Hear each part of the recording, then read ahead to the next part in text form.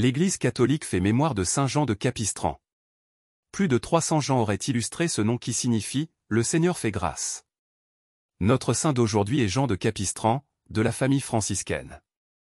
Né en Italie dans les Abruzzes en 1386, il était devenu un juriste renommé, gouverneur de la cité de Pérouse. Conseiller du roi de Naples, il est fait prisonnier à la guerre.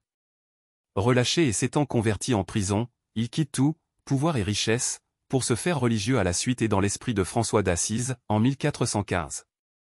Il vient d'atteindre 30 ans. Le frère Jean de Capistran va devenir bientôt l'un des prédicateurs les plus puissants de son temps, remuant toute l'Europe. Il sera aussi le véritable réorganisateur de l'ordre franciscain et le fondateur du tiers-ordre régulier de Saint François.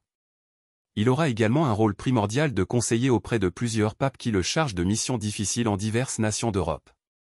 Jean de Capistran fut, au début du XVe siècle, un prédicateur de classe exceptionnel à travers l'Italie, puis en Autriche et en diverses régions d'Europe centrale. Il participe à une croisade qui se termine par une victoire sur les Turcs à Belgrade en 1456.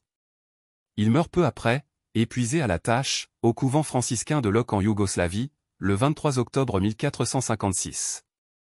Le culte de Saint Jean de Capistran, qu'on a appelé l'apôtre de l'Europe unie, quelle actualité, est demeuré très vivant sur les rives du Danube. Saint Jean de Capistran, priez pour nous. Évangile. Pensez-vous que je sois venu mettre la paix sur la terre?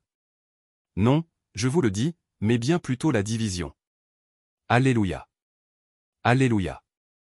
J'ai tout perdu, je considère tout cela comme des ordures. Afin de gagner un seul avantage, le Christ. Et, en lui, d'être reconnu juste. Alléluia. Évangile de Jésus-Christ selon saint Luc. En ce temps-là, Jésus disait à ses disciples: Je suis venu apporter un feu sur la terre. Et comme je voudrais qu'il soit déjà allumé, je dois recevoir un baptême. Et quelle angoisse est la mienne jusqu'à ce qu'il soit accompli. Pensez-vous que je sois venu mettre la paix sur la terre? Non, je vous le dis, mais bien plutôt la division. Car désormais 5 personnes de la même famille seront divisées. 3 contre 2 et 2 contre 3. Ils se diviseront. Le père contre le fils. Et le fils contre le père. La mère contre la fille. Et la fille contre la mère. La belle-mère contre la belle-fille.